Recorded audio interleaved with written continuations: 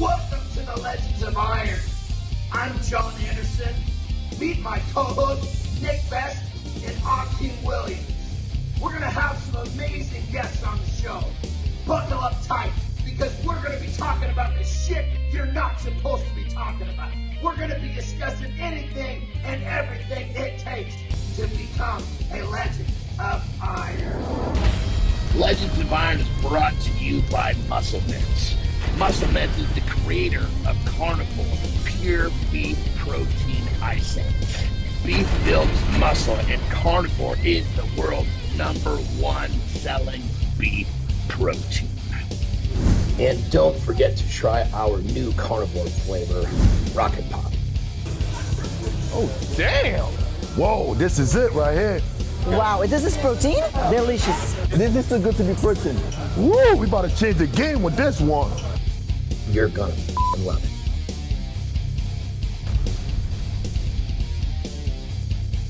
Welcome to another edition of Legends of Iron. I'm Jon Anderson. With me always my partners in crime, Nick Best and Akeem Williams. Unfortunately, Akeem cannot be here today, but it's okay because we have got a fucking massive guest for you today here. Yes, he's climbing through the strongman ranks so fast you can't even see him coming.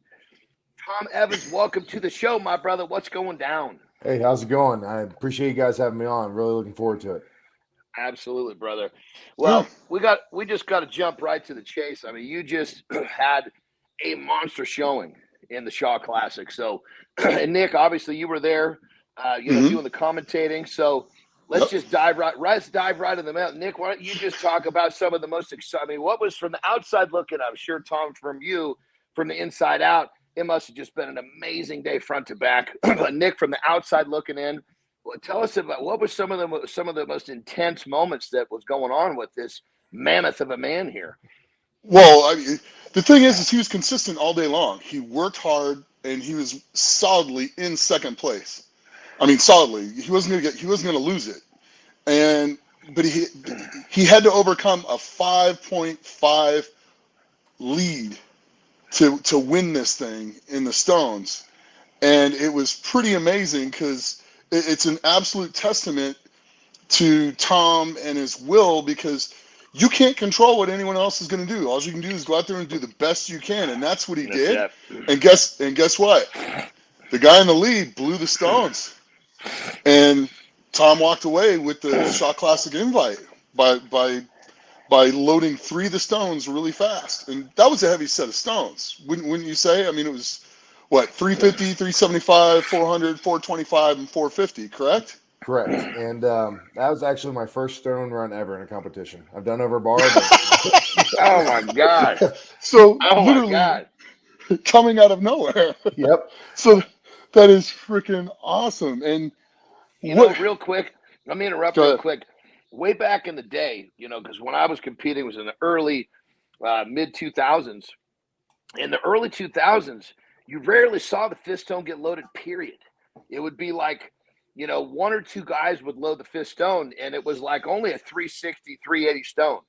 So doing 3 stones fast was actually a really, really good, that was a great game plan. So you knew in the first part you had to bust if you could get 4 fast, you were almost always going to get second place. So doing 3 fast, brother, look, it paid off for you. Some of the old school game planning right there. Let's go. Yeah, it sure did. I like to say that was planned, but I definitely thought I was going to get off 5. But you know how it goes sometimes. Yeah. So sorry, Nick, I interrupted you. No, you're totally fine. So walk through the first event. What happened with you in the first event? Tell everybody. In the deadlift? Yep, it was an 800-pound deadlift. It was 13 inches. Yep. So deadlift is not my specialty. I actually hate the deadlift, and I wish we could all just convert to squat, but I don't think I'm going to win that battle. I've been training it. I've hit at the Arnold Amateur, we had a 800 or about 800 off an axle from the same height, hit 1 rep. This time it was off a deadlift bar, so obviously a lot more whip, should favor some more reps. But I am really not favorable from that height. And I actually only ever got one rep in training. I had multiple opportunities to try to pull a couple, but even in a minute time frame, I only ever pulled one. But for the deload, recovery, and adrenaline of the game day, I was able to pull 3 reps pretty quickly. I kind of, on my deadlifts, I either go really quick or I'm just going to get stalemated. From past experience, I'd be better off just trying to clean it. Yeah, I mean, brother, it means you're really what you're describing is you're a game day player. Because Yeah. I mean, some of the best guys, some of the strongest guys we've all known, never put that shit together in a competition. And then you got guys that seem to be not prepared in training, and then they come alive when it's game day. So, brother, that's a fucking great quality to have. Go, baby. Keep it going. Keep it going. I appreciate it. And I had a shot for 4, but I was super pumped the PR, and that was kind of middle of the pack. But the game plan going into that event was, don't come in last. Get some points. Get out of there healthy, and go win the yoke. Well, you got to realize there's 16 guys in this too. It's not just it's not just 10 guys. It's 16 guys. So if you're in the middle to the upper part of that pack, that's good points. Absolutely. So that was good. And then how did the next event go? Yoke went well. I got some tips I realized online from how heavy was that? Let everybody know how heavy that thing was, so people understand the type of weight you're moving around here. 1,000-pound yoke for 40 feet and back, and I had it in 19 seconds, but they gave me a slide penalty. They pushed me over to 20 mark, but was able to come out with that. Had a couple drops there. I've actually since talking to Nick, I've adjusted going to a higher or lower pick height. Yep. So I can clear the ground a little bit more because definitely feel more comfortable with the weight. And the game plan with that one is I definitely felt I had a shot to win that one, and it timed out well for me. Then you did. Yeah. Worked out. So good brother, points. All these little tips that you're getting along the way, like getting your yoke up just a little higher. So once you're up, you can run it smooth. These are the things that are going to you'll be so much better when you gather all this data. So just keep soaking up the knowledge. You guys got all the guys at the top, as you know, everybody wants to promote the younger guys to do well. So just keep soaking up that knowledge because you got the tools. It's just a matter of acquiring the data and the practice to do it. And you're clearly on your way. So keep up the good work, bro. I fucking love to see it. Absolutely. Appreciate it. Yeah, for sure. What were you saying, Nick? I keep interrupting you. My apologies. No worries, man. So I'm getting excited. You got this young gun on here. Shit. I know. So you guys had the log next, right? Yep. So that end of the day for day 1, and then log was up on day 2, and Nick, as we talked before, that was like the event I was most excited for. I was like, I knew I had 7 reps at 340 in training. There we go. Yeah. There we go. And I knew that's the event I probably watched the most closely, like World's Strongest or Giants Live, and I'm like, oh man, I can do the log. I can do the log for reps. I think I kind of proved myself that day. Had 7 with the strictest lockout I've ever seen in any event I've ever watched. So I don't think there's any arguing that those were 7 very strict reps. So judging was tight. Yeah, judging was tight. But it was even across the board, so no complaints there. Yes. That's what probably helped me out. And that's it. That's the key. As long as if a judge is going to be tight, he can be tight across the board. Everybody, as long as it's fair for everybody. And then when it's loose, that's when it gets a little squirrely, If a judge is not real tight, sometimes it's hard to make sure everybody's the same. But you tighten down the screws, you got a nice, fair, playing ground, field to play on. That's what it's all about. So for you to perform that well with a brutal fucking judge that's fucking killer, brother. Great job. Absolutely. Appreciate it. Which one did you have? Did you have Flip or did you have Chad? I believe I had Chad. Okay. I kind of blacked out at the end. Chad's gonna make you do. He's gonna make sure that you do what you're supposed to do. Chad's been in the game a long time, man. Absolutely. I love Chad. He's a cool cat, man. We used to travel a lot together. He's a cool cat. Yeah, it was awesome to meet some of those guys too. That was kind of my first experience like that, for sure. Yeah. So Mark, you get 7 reps with a 340 log, and that puts you in what space in the log? It was first on log, and I think I was leading in first. My dogs are going crazy. Sorry about that. no worries, It's brother. okay. No You worries. couldn't hear it.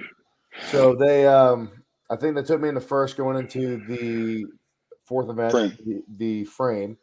The frame going into it, so it was 800, 40 feet and back, same as the yoke. I have actually never trained on a frame, nor had one in the competition. That is, Jesus Christ, dude. Are you done- like Yeah. doing all your He's just- all your preparation at like a 24-hour fitness or something? No, I haven't. I have an awesome gym. He just gets big and strong and shows up and says, "Hey Nick, how do I do all this stuff?" Exactly. This is what I'm talking about. The amount of talent he has It's and unbelievable. inexperience he has is absolutely unbelievable. Yeah. To do what he did is just absolutely insane. So Love it, baby. I'm just super impressed with what you did the Yeah. whole weekend. Well, so keep talking. Go ahead. Well, Keep talking about the frame. I really appreciate it. I do work out in the awesome gym. It's a collegiate gym, so the strongman equipment is mine.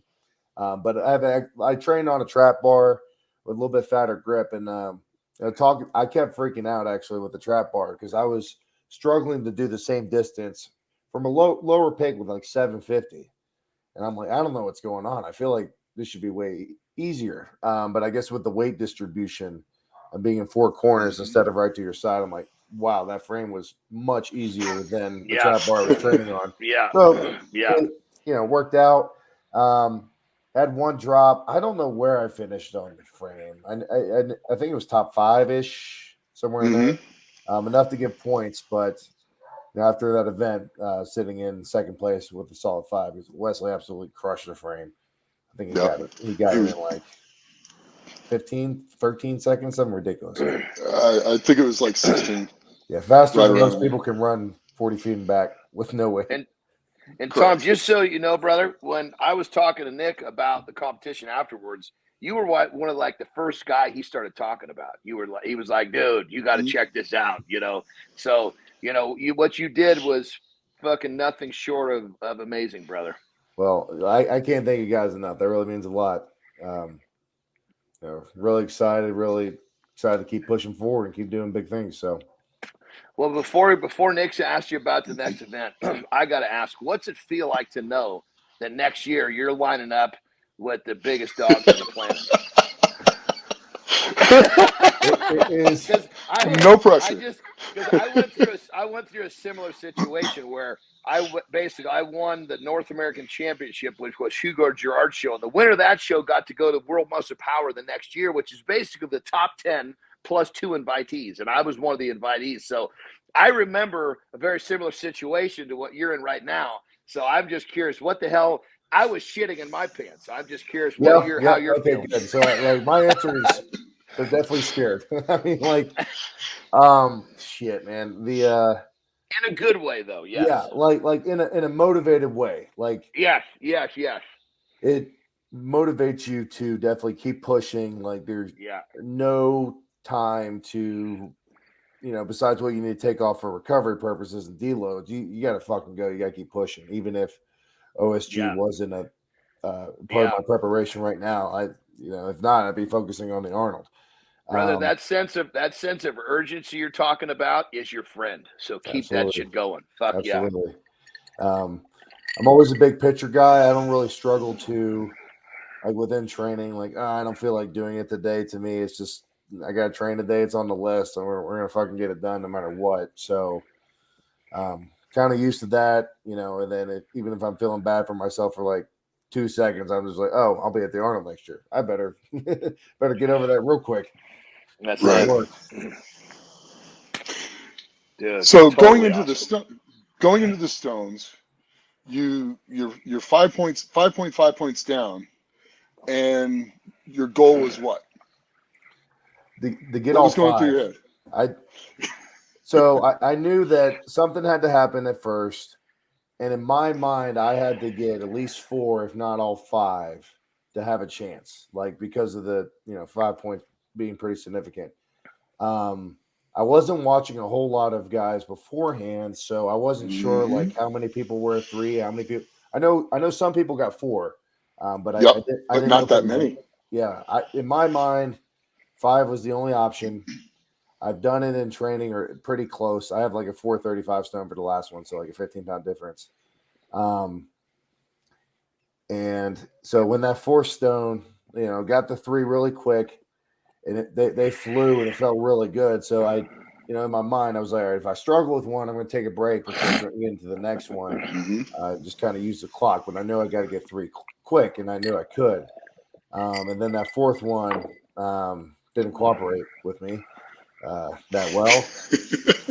So, I hit the front of the platform moves, thing spins on me. I thought I'd get it up. It looks awful on video because the thing just sits there and spins. And it drops. Yeah. I definitely thought it cleared. Learned my lesson about trying to use the front lip to get over. Mm-hmm. I picked it up again, hit it again, and I was out of gas. And kind of went down real quick, popped back up. So at that point, you have no idea what you've done. 0, because absolutely no clue. I thought I blew it. I thought, oh shit, I missed a 4 stone. I had my chance because I kind of saw what was going across from me, and I thought I lost it. I thought I actually fell out of like the top 10. I was getting like anxious in the back, and because I was like, it's frustrating. Like all my other events, I PR'd in, right. or did what I know I could do. With the stones, I really felt like I could have hit all 5, so it was really disappointing for me when I didn't. And I thought it cost me everything. That's at these open qualifier competitions, there's so much at stake to get first over second. I would argue that these huge competitions, there's everything's at stake right between first and second. At these big invite shows, like you get second, like I'm not gonna say you're not disappointed, but it's like you still get a nice totally. check. It's like the difference between first and second is so drastic. It's like, oh God, Normally second's pretty good, but not in a situation like that, Yeah, I went into the back. I was decently upset. I actually got a funny story. So I'm upset. Trying to hold it together, not doing a good job. And then so my buddy Jack Planers, he actually hit all 5 stones, and we're like getting the tacky off. I'm sitting down. I'm being a little mopey bitch, to be honest with you. And he comes up to me. I love the honesty, brother. Yeah, man. Love the honesty. It is what it is. It is. And more internal disappointment in me because I really felt I could hit it. That was like the first time I've ever hit a 400 stone, then that it is what it is. But he comes up to me. He's like, "Hey, man, are you done moping around?" And I'm like, "To be honest, not really, Jack. Not really. I'm ready for a beer." And he's like, "All right, when you're done, why don't you go look at the scoreboard?" And then they had the live stream up in the back, and then I was like, "Holy shit!" Like that was the first time me, my wife knew. My wife was back there with me, and then it was a complete change of emotion in about half a second. That must have been like the most amazing split second of your life. It was. We went from 0 to 100 very quickly. Yeah, totally. I mean, sitting there, like you said, kind of acting like a little bit of a bitch, moping because you're feeling. Next thing you know, is like that all disappears. Holy shit! Yep. It's like I won. Wow! Yeah. Wow! I won. That must have been totally awesome, brother. Yeah, totally awesome. Awesome experience. I got to celebrate with my wife. I actually thank Jack because I think he's the only one to hit all 5 stones, and my math is correct. I don't know if he doesn't hit all 5 if I get it. So I told him I buy him a beer. Sometimes you need someone else to do really well. I mean, what is it? Magnus Samuelson said many times. He said sometimes to win one of these contests, you need some luck. Really, what that means is you need shit like this to happen. Someone else to make a mistake. Someone else to do good. Everything shifts around, and it falls in your favor. And brother did it ever. Let's go. Yeah, sure did. 100%. I've lived that. I've absolutely lived that. Because I had a 4-point deficit at Masters World's Strongest Man in England. I had beaten Vitas in the yoke, and I don't think anybody at that point had ever beaten Vitas in a yoke. You're talking And so about Blakaitis. Blakaitis, yeah. Oh Vitas yeah, I Blakaitis, love yeah. the guy. Oh yeah, he That guy might be was as a so strong, but might be the ugliest man in strongman, and I say that with love. definitely the hairiest. Definitely the hairiest. Far and away. We were in Iceland. That wasn't my quote. That was Jamie Reeves, by the way. I'm not. Okay. I'm not the creator. I'm not the creator of that quote. I think Sedrunas told him to take off his fur when we got into the Blue Lagoon in Iceland. He's like, Vitas, you got to take off your fur, which was pretty funny. But no, so I beat him in that because he smoked everybody in the Viking press. And Felix and I got fourth. I won the yoke. Felix won the deadlift. Vitas and I tied in the deadlift. And then the frame, Vitas knew I was fast, so he went super fast. And for whatever reason, they allowed straps on the frame. And Vitas just took off with it. And he finished in, I think, a little over 10 seconds. And I picked it, but I picked it slow, and I see Mark just take off. And I'm like, oh, God. I turn on the jets, and I come flying up behind Mark. And Mark trips and falls. He was going too fast. And I went by him. I get second in the event. But Vitas, the frame was wobbling around so much. I mean, it was like herking and jerking. He was trying to go so fast. He's grabbing his arm when he got out of there. So we come up to do the stones, and the stones were pretty light. The first one was like 220, then 260, then 300, then 350, and then 400 for the last stone. And so it's a pretty reasonable set, and it was only like to maybe 52 inches because we were on barrels. And he picks up the first stone, and he's like real slow, and we're like, what the heck's he doing?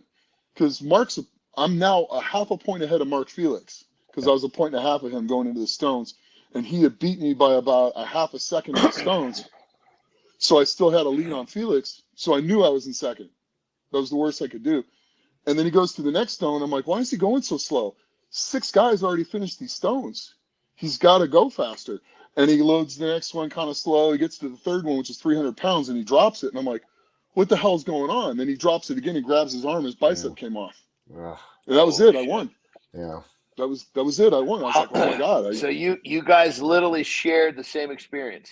Very cool. Very similar. Very similar. Very similar. Very cool. So I know. But how long have you been doing strongman?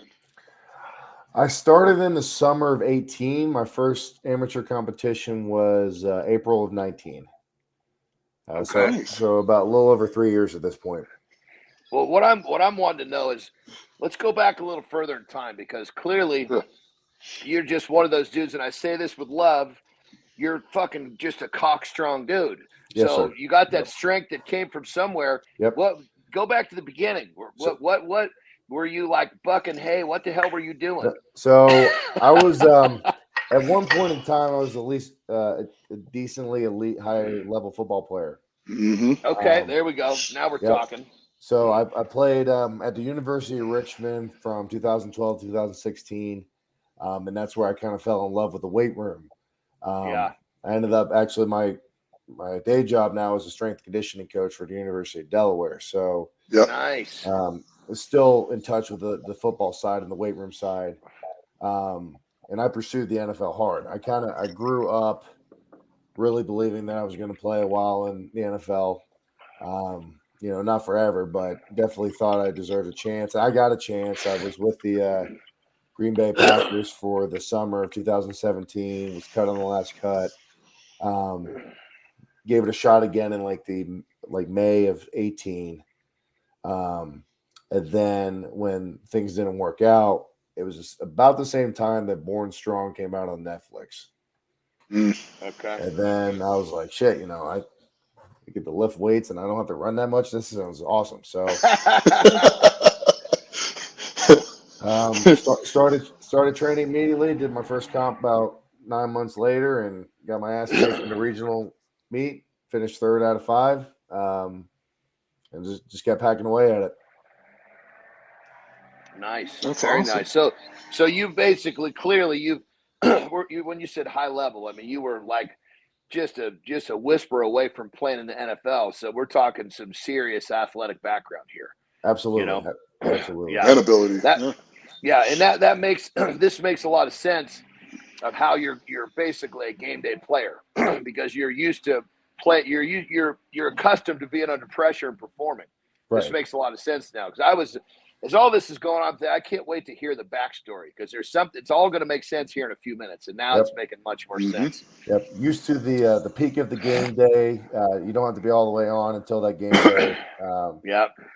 Like to say I'm used to the pressure, but I used to puke before every single football game and still get a little nervous. Well, Nick caught me in the freaking in the rules meeting. I'm sitting there, my leg is twitching like out of its mind. Now I'm getting so revved up. I can control it like in the moment, but like leading up to the moment, it's not pretty. Yeah. And it's just subtle. Everybody has, their approach, and obviously as you get a little deeper into this sport, you'll settle into understanding what's the best for you. But I mean, look how far you've come in such a short period of time. You're using the tools you had from another venture in athletics to transfer into this one. And obviously what made sense in football is what you're doing the best you can here. So, hey, whatever you do is what you do, brother. I mean, look, it's working. You can't argue with what works. Yep. I mean, if throwing up before every event you were doing well, you'd be throw up before every event. You know? Ain't broke, don't fix it, I guess. Yeah, true. Very true. So in terms of football, when did you start playing as like a little guy, or how many years did you play football? I wasn't allowed to play till 6th grade, so however old that is, I can tell you. About 12. Yeah, about 12, 13. So you played about 10, 11 years then, yeah? Yep. Played all the way through high school.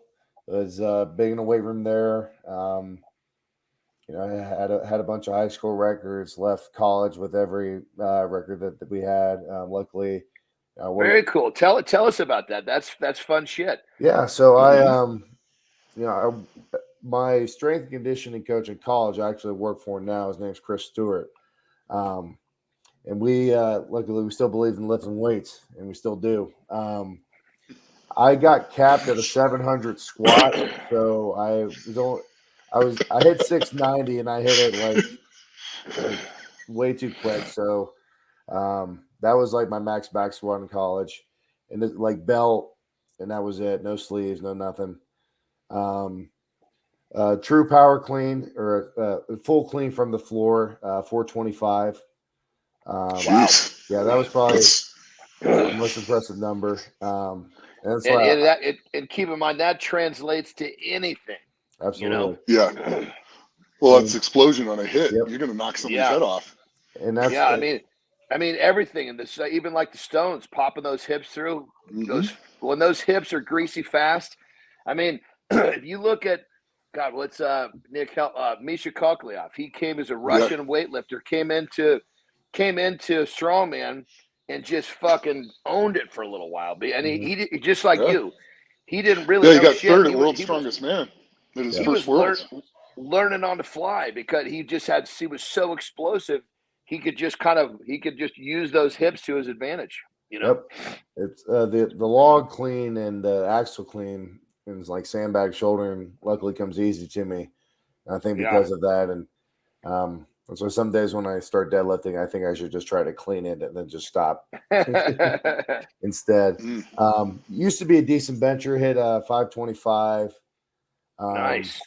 And that not competition at all with the giant bounce and all, Jim Bro style, but it counted for us. So those were kind of my big numbers. I think I'm pretty sure they all still stand.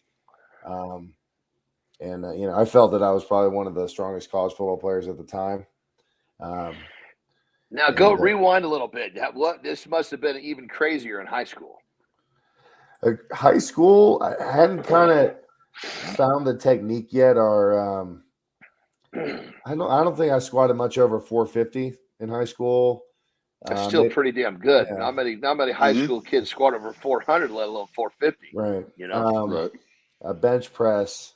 I can't even remember. It wasn't 4. It was, I think, high 3s. The clean, we didn't find the clean. It was actually probably more of a continental clean with a barbell. than a true queen. But I got into college and I went from 275 to 304 in our first off season. Oh wow! So it didn't take long once I found the weight room and all you can eat food. It kind of just took off from there. Yeah, it's kind of amazing how that works. Yeah. You're never hungry and you can lift. Yeah, exactly. You get a little bigger. Yeah, get a little bigger, a little stronger. So you fell in love with the weight room. Were you like loving lifting weights as much as you were loving playing football? Yes, and my play style really favored the weight room. I wasn't the most technical guy or the fastest guy out there, but if I got my hands on you, I tried to kill you. Like, yeah, I played really angry, and I just try to put people in the dirt, take them out of the game. I go diving in the piles. I don't know if I could play now because I'd be thrown out of game so quickly. Well, you and me both. What you're saying, I mean, what you said, a lot of other guys that I've talked to that played in the NFL, especially on the line, they said, listen, this is a fight. You're basically it's a battle of wills. You have to basically outwill that guy in front of you. And as long as the ref doesn't see it, you're doing it. Absolutely. You know? I don't think I played dirty, but within the rules, like if I could physically grab you and throw you out of the way, I was going to do it every time. Now you get holding penalties for that, which I don't agree with. But if you get manhandled to me, you got manhandled. Yeah, you just put KY on your jersey. That stops that from happening. That's what I used to do. Put it right in here. Right in here. Lucky for you, brother. Obviously, I shouldn't say lucky for you. Football didn't work out, but you still had your love for lifting weights, which is carried right into obviously your job and strongman. Yep, it's kind of a blessed life, brother. You know, absolutely. No, I got it good, man. I get to work in the weight room all day. I work with football players and lacrosse players. Get them through a couple lifts, and I get to do my 4-hour lift, and it's spending all day in the weight room. Life is good, That's baby. Awesome. Can't beat it. Life is good. Life is good. So, because there's been a number of guys like Mark Philippi was at the contest. He was he's one of the judges. He was a strength coach for UNLV for a long time. Mm-hmm. There's actually been quite a lot of pro guys that were. God, Nick, who was the other one? He might have been out before you came in. He was for Iowa. I can picture him. Chris was his first name. Anyway, but there's been a lot of guys that, over the years that have been, top strength coaches, obviously like yourself, that get into the sport, and it works really well in terms of your job. It's actually kind of like your two jobs fit right together, so to speak, and your players must eat it up. Oh, they love it. I get a lot of support. I'm sure they'll be watching this podcast, and they'll be watching the live stream. They keep up with me. No, it's a lot of fun. The part where it can get tricky sometimes is with travel, because sometimes at certain universities it's difficult to really step away. However, at Delaware, I have a tremendous amount of support. From fellow coaches, from athletic administration, even they're like, if you're going to go compete with the top in the world, like we'll cover your shit for a week. Like, no problem. That's awesome. Yeah. So really fortunate at that. I don't know how much that goes on at other universities. So not very much. No. So it's something that keeps me at Delaware, and I'm really fortunate to have that. That's so. Question: did you talk to Joe Ken at all when he was? I did. There? We spoke briefly regarding like the strength and conditioning profession. So. That was an awesome experience because it don't get much bigger than him in college athletics. Literally, it don't get much bigger than him. So that was a cool experience, another cool connection. That whole bit. Right on. So, question going into what's coming up because of travel and these things.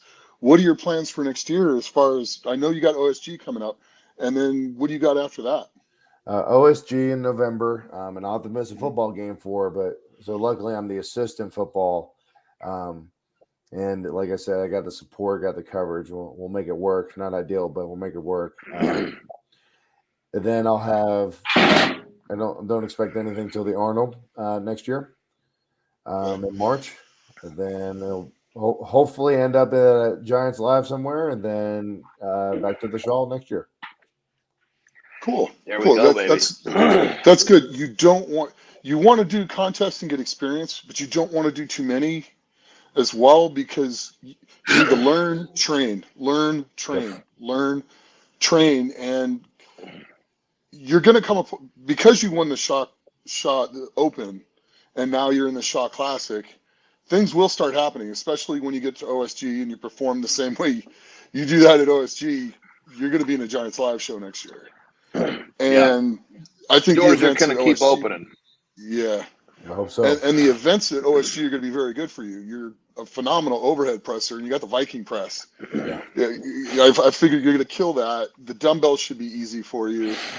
The sandbag, you already talked about cleaning sandbags. That's going to be cake.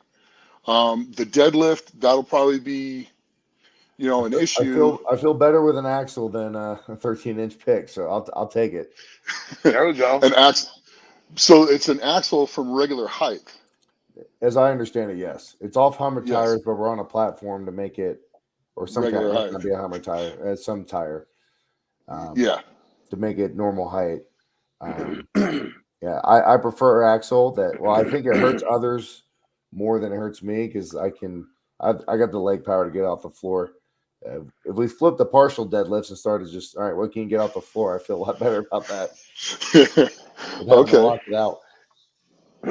Well, that's good. Going into a deadlift event, that's not your favorite, but the variations suit you, which is really helpful. Absolutely. Absolutely. And then the stones, I think you'll probably motor through those stones pretty good. Yes, definitely going to get all stones this time. No other option. And then it looks like the platforms won't move, from what I can tell. They look pretty stationary. They are. They're very stationary. I've used those platforms before. The way he has them, the way they bolt together, they don't move. All right, great. So that'll be pretty cool. And you won't have that issue again. The yoke, the car walk. Yep. Now you're really fast with the yoke. Your car's what, 900 pounds? I believe it's 1,000, and it's just 50 feet down. No back. Right. So now it's a car. Have you seen that car at all? I've seen it. This was actually I was going to ask, what's the difference between a car and a regular yoke? How does it feel? This is perfect, dude. You're learning how to do this shit on the show. This exactly. Is perfect. For all you young up and comers, you're going to come on the show and you're actually going to get advice on how to win. Correct. So it's that car. The frame on the car wobbles. Okay. It's not like the ones that are in Europe. It doesn't move. Okay. But this one, the frame on the inside of it, it's going to wobble around a little bit. So my advice would be to put chain on your yoke. Okay. Yeah, make it a little loose. Because the chain's going to wobble all over the place. Okay. And you get used to doing that with the chain on there, and you hit a good probably, I figured you should probably get a good 8-second run out of that, maybe even a little quicker, because you're pretty fast with it. Or just find a really shitty yoke that's not very stable. I mean, I use the Titan, so it's not the best, not the worst. Right. But the chain's going to wobble around in a way that the frame of the car is going to wobble around. Okay. A loose yoke doesn't rattle the same way the car will. The chain, because it'll swing back and forth and it'll be all over the place. Mm-hmm. So I would put probably 40 to 50 pounds of chain on each side of it as part of your weight, and that's going to help you quite a bit. Awesome. I appreciate quite a bit. Next Monday, done deal. Done deal. So, how are you training for the deadlift? Right now, just working up to started with more volume, a little bit lighter, trying to get my back, getting used to on the floor. I don't have any specialty tires, so just doing bumper plates from the floor. Yeah, bumper plates are fine because I mean it's not, you can't bounce them. I mean you have to stop it when it gets down, so that's not going to be an issue. Yeah. What are you pulling? What are you pulling for reps right now? Today I got 675 for 3x3, pretty comfortably. Okay. So I'm hoping for. I like to think I can get 6-7 reps of 7-ish on an axle. Okay. A couple hits in there. Okay. What gives out the most when you're pulling for reps? I get stuck at the knees. Back just won't cooperate anymore. Okay. Okay. So, and the pressure from pulling on it, stuff like that, how does that affect your circulatory system? I don't get super gassed on deadlifts. Not as much as the log. Okay. And I've All definitely right. been So, upping the cardio from Shaw Prep to OSG as well. Not my best thing, not my worst thing though. I think I'm better than most 350 guys at conditioning. Hopefully. right. Well, you're pretty darn athletic too, so that's going to help. Yeah, I was going to ask, how tall are you, brother?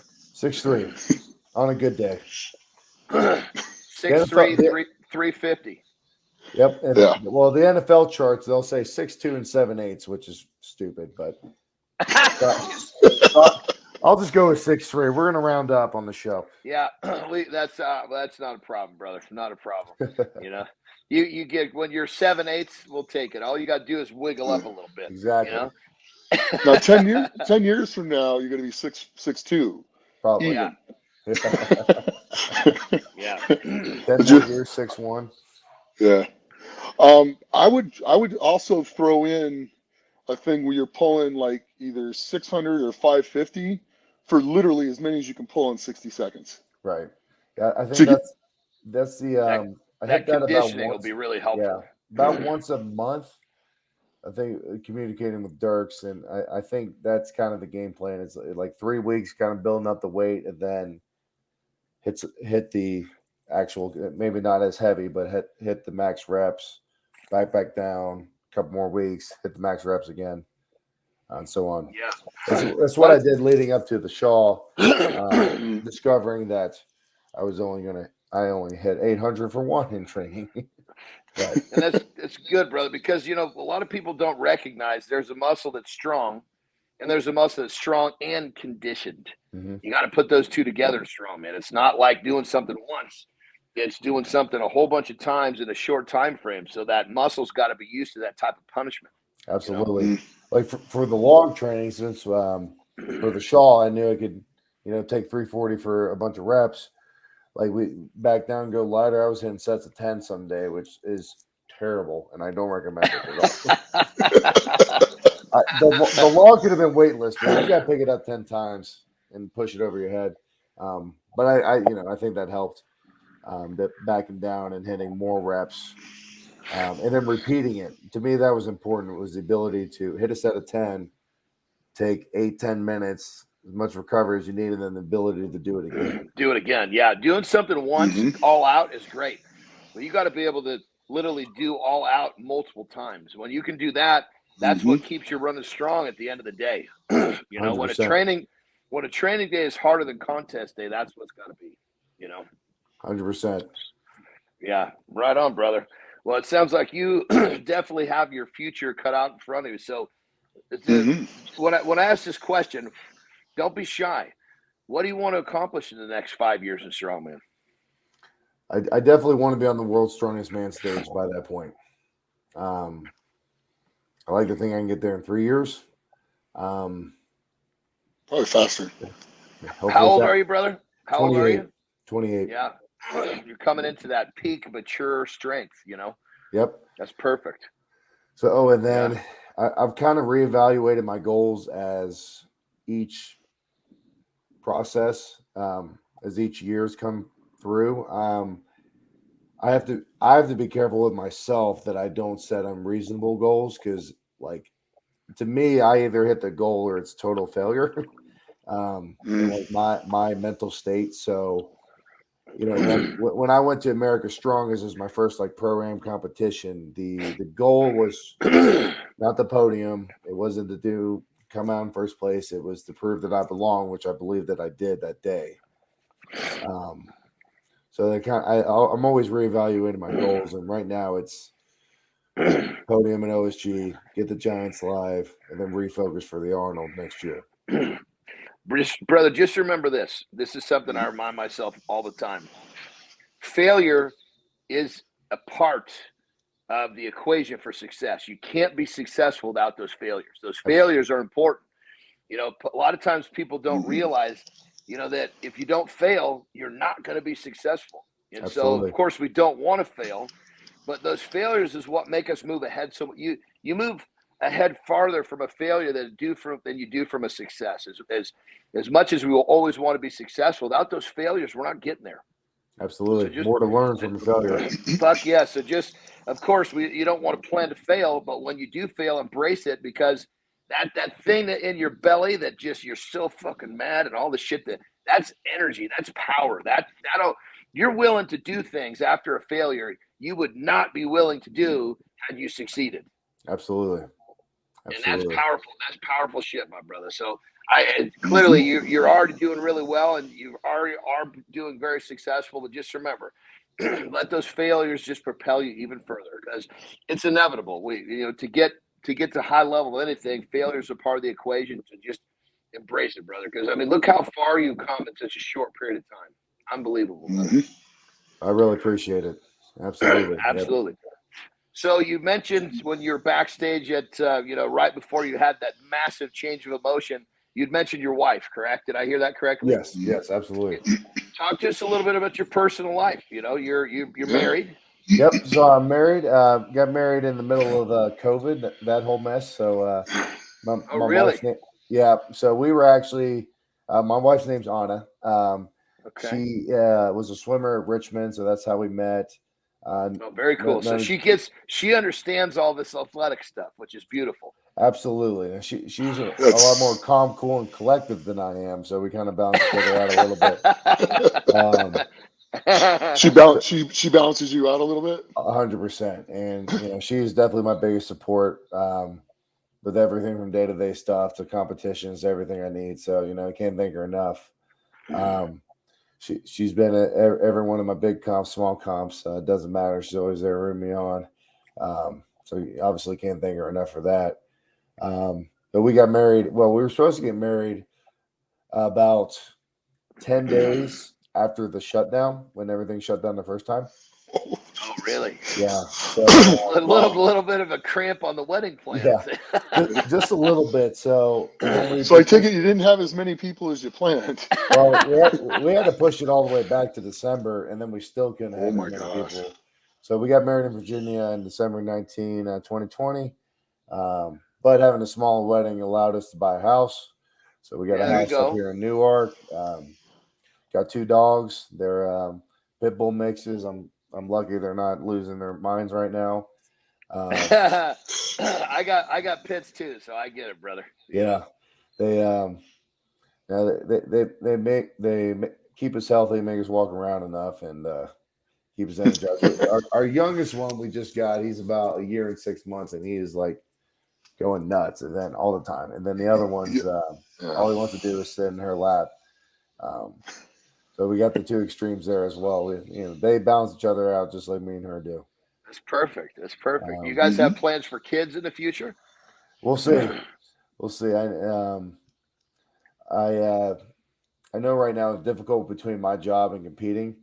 I'm gone, in the fall semester or the spring semester, pretty much 12 hours a minimum every day. She works full time. She's big time in JP Morgan, works in her HR department, which again balances me out very well.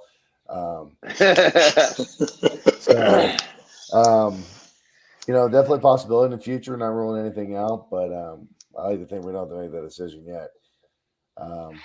Sometimes kids show up when they want to. Yeah, that's true too. So yes, we're enjoying the dogs right now. That's for sure. So, well, I'm on the other side of the equation. I've basically got 2 kids in college. I got 1 kid working for Amazon. I got a grandson, so I'm on the tail end of the equation. So I got the dogs too. They're kind of like the kids now. We're kind of in the same. Our dogs are our kids once again. Look at that. Full circle. I got both. I got both at the same time in the house.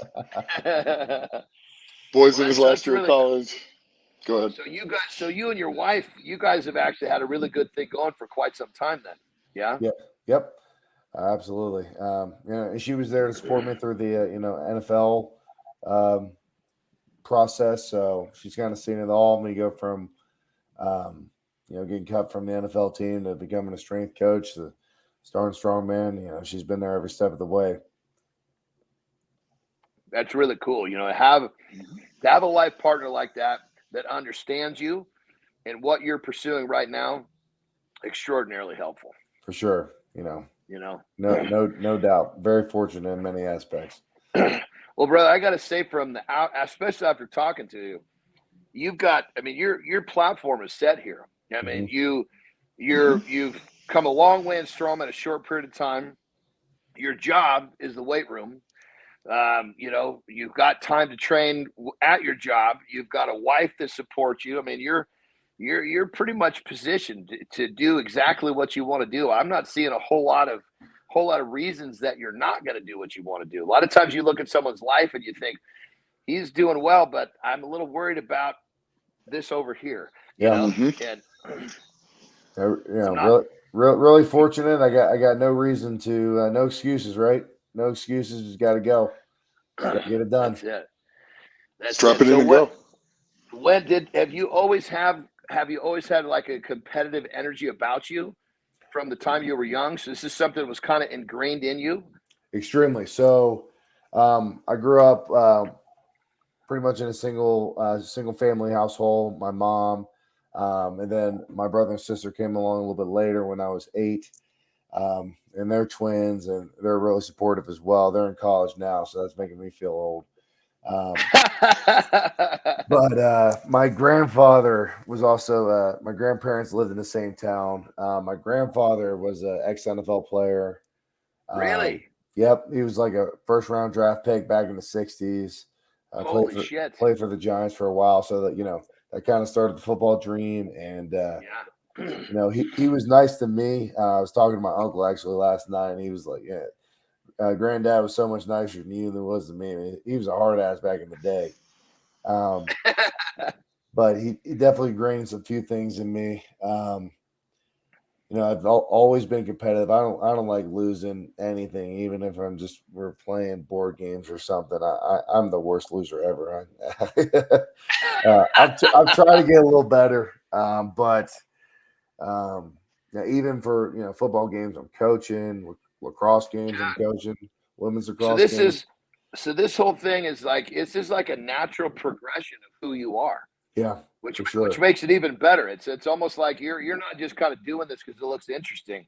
You're on to the next best thing because the NFL didn't work out. So you're continuing your journey with the parts of you that are alive and well. I mean, absolutely. The platform just gets even more stable. Look out. Absolutely. Yeah, I don't know what I do if I didn't compete. I feel like I always got to compete in something, be training for something. Yeah, right. I wouldn't know what to do with myself, Yeah, right on, brother. Well, let me ask you a question. So, if you were basically you're basically new to the sport, but you've done so well. There are a lot of people looking at you going, "Fuck, I want to do what that guy's doing." So, even though you're young into the sport, people still look to you as like, "Holy shit, I want to follow in his footsteps." What advice would you give to those people that are looking at you saying, "I want to do what he's doing"? What advice would you give to those guys trying to follow your footsteps? You got to train smart. You got to train smart and get help when you need it. I was fortunate. I actually didn't start working with Dirk, so I didn't have a strongman coach until after the Arnold Amateur. So I used my background, which not everybody will have, within strength and conditioning to kind of help me train myself.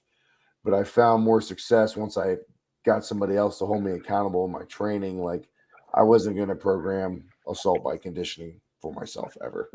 But Dirk does, and if he puts it on the sheet, I'm going to do it. And I like to think a lot of my successes come from smart decisions in training.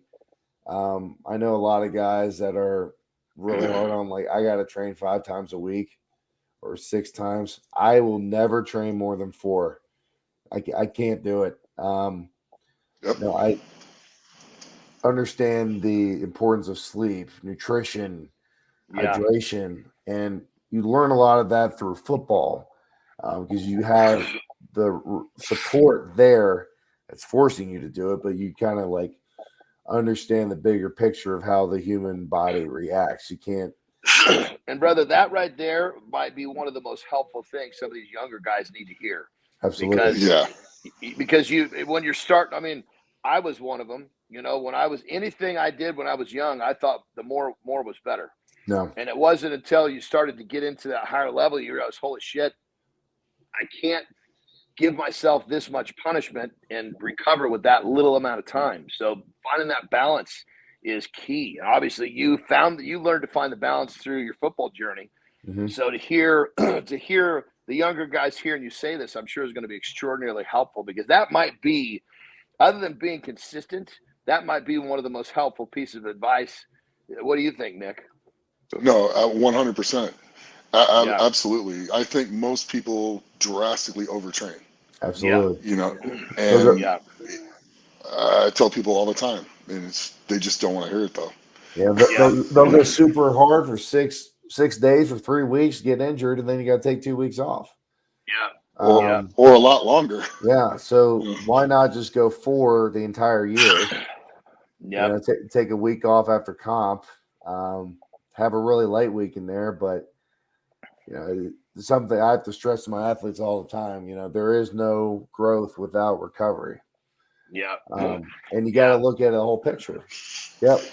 100% You go to the gym and all you're doing is tearing everything apart. Go ahead.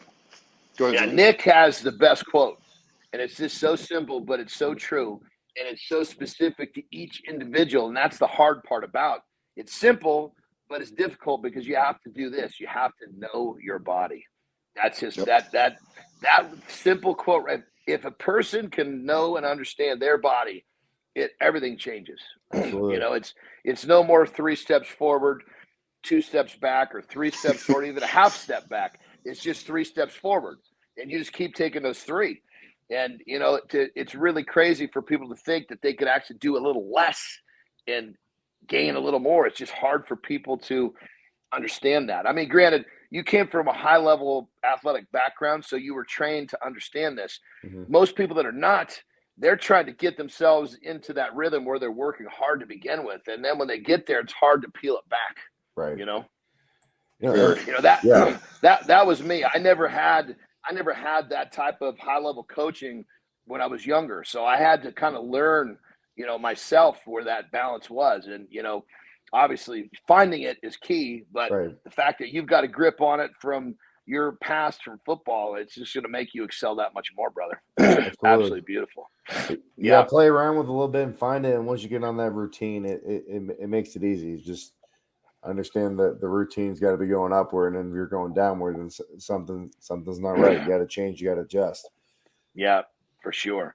Well, brother, we've had you almost for an hour, and I got one more doozy question for you, but Nick was going to say something, so I don't want to interrupt him again. Go ahead.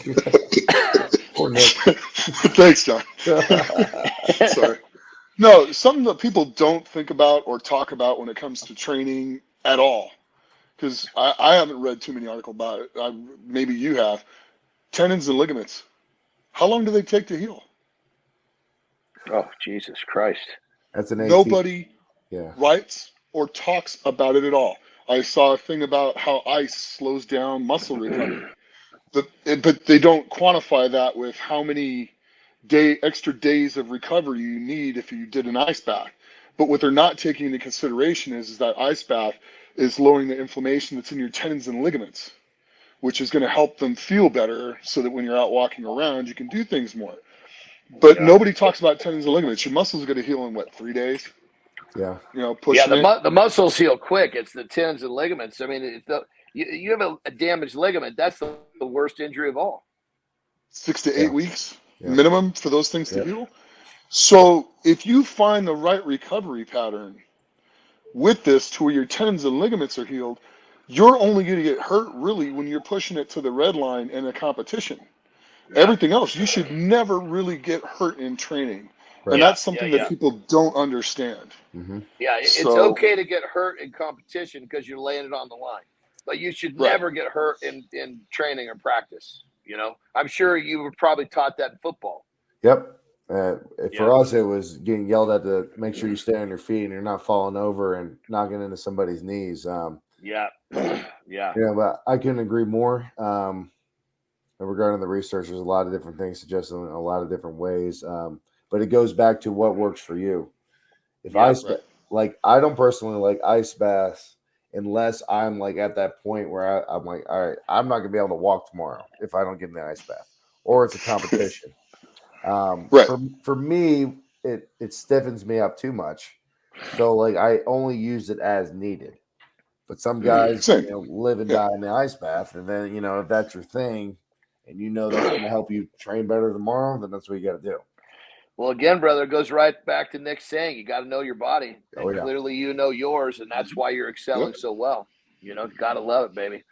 You got to love it. Well, check this out. This is the question I always end the show with. And for you, I'm fucking really excited to ask the question because you've had, knowing your timeline, this is not just a guy that was, good at lifting weights. That's kind of where I came from. You were good at lifting weights and really fucking good at playing football. And so you've had this timeline from, way back when until now has been, amazing. I mean, you've done a lot of shit in that time and a lot of different. The question is this. I'm just going to shut up and ask the question. So let's remember the movie Back to the Future. Yes. Remember you get to get in that DeLorean. You get to program in the time and the date, and you get to go back and see yourself. Unlike the movie, you're not supposed to talk to yourself, but in this one, you can. In the Legends of Iron time capsule, you get to go back, talk to yourself. You get to give yourself one piece of advice. So right now, the person you are, going back anywhere in this timeline, what do you say to yourself? But more importantly, what part of that timeline are you going to go back to? That's a really good question. Shit. Now you're making him think. I'm thinking to myself, holy shit, with all the shit he's done, there could be so many little places where one piece of advice could have made such a big difference, I think it's kind of personal for me, but I'll go ahead and share. I mean, for me, because when I got released from Green Bay, that was a really hard time for me and my now wife. Because we also loved it up there. Like, it wasn't just like playing football up there. I was like, I could live in Wisconsin, like that area. I love beer and I love cheese. It was absolutely perfect. And I don't know if I change anything with how much success I have in strongman, but I probably just tell myself it's going to be all right. Like, because to me, like when we talked about the failure thing, and that is still to this day a big motivational factor for me. So, but now going back, but like you're going to be good in something else, just like relax a little bit. It's not like your last time ever competing. It's kind of what I would share with myself.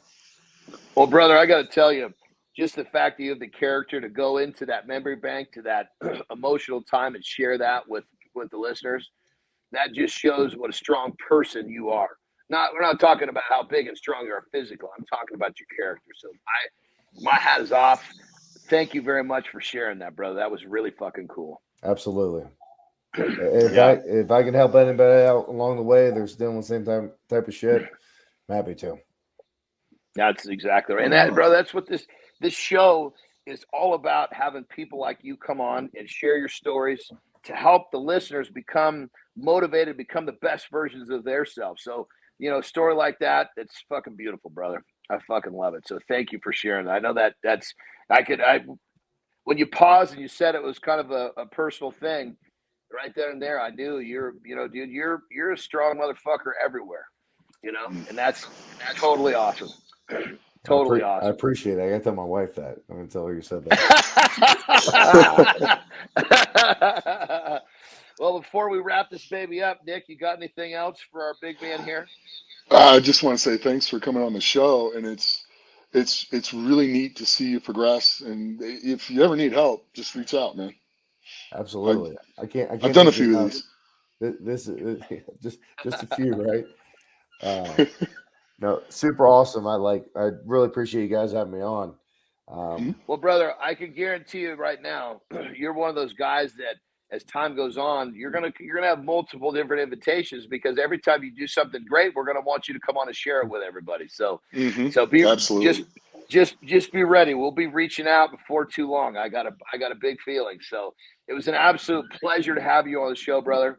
Again, it was really great hearing you talk about everything. And that bottom line, when it comes down to it, like I said, this show is about motivating people to become the best versions of themselves. So everybody listening, if Tom did not help you be motivated to become a better version of yourself, shit, you better think twice. I don't know who the hell's going to do it. There you have it, everyone. There is another edition of Legends of Iron. Thank you for watching. We'll see you next time. Legends of Iron is brought to you by Muscle Mix. Eating like a bodybuilder is not cheap. I mean, have you seen the recent cost of steaks lately?